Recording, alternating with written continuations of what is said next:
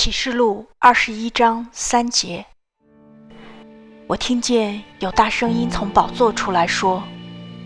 看哪，神的帐幕在人间，他要与人同住，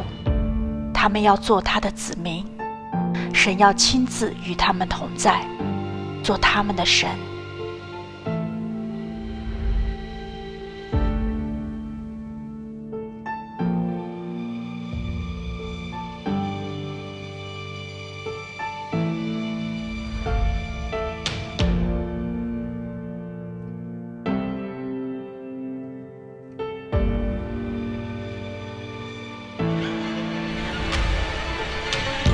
Kasalaga managashinago namaya, kisalaga namanagashinago no, asalaga lamaga, kasalaga managadana, kilagada sanagana, osologa namagana, yasanigana,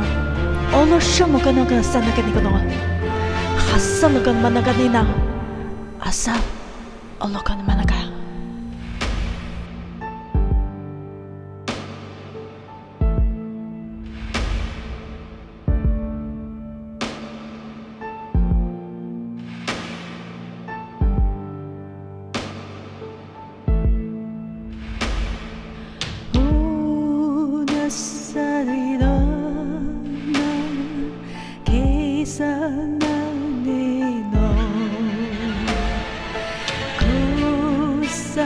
ないねや